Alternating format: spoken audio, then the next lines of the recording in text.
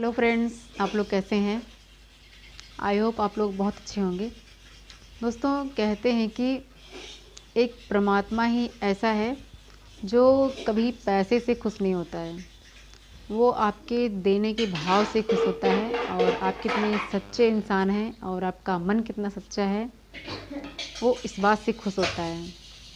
वो कभी आपके ये नहीं सोचता कि ये इंसान हमें इतना पैसा दे रहा है और एक अमीर इंसान इतना चढ़ा रहा है, लाखों चढ़ा रहा है, और ये गरीब है, ये कुछ भी नहीं चढ़ा पा रहा है। ये सिर्फ आपका आशीर्वाद लेने आया है, तभी परमात्मा आपसे खुश होता है। क्योंकि परमात्मा के अंदर जो है वो दुनिया में किसी के लिए भी भेदभाव नहीं होता है।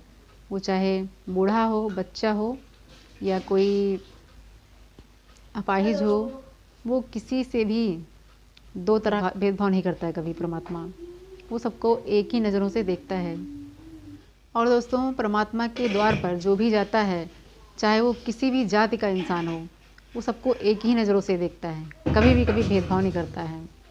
दोस्तों, इसीलिए कभी भी आपको अगर मन आपका अशांत हो या आप बेचैन हो, परेशान हो, तो आप कभी कहीं भी मत जाइए, सिर्फ परमात्मा के पास चले जाइए और किसी मंदिर में चले जाइए और वहाँ भगवान से आप प्रार्थना करिए।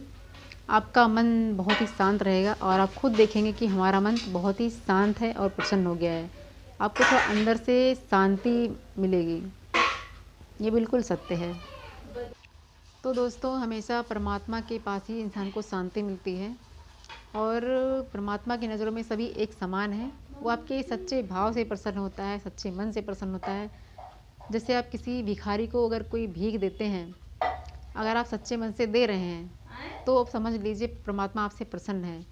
अगर आप देने के बाद पछता रहे हैं या किच-किच कर रहे हैं उसे देने में 10-5 रुपए, तो फिर परमात्मा इससे खुश नहीं होता है, क्योंकि वो आपके सच्चे भाव से खुश होता है।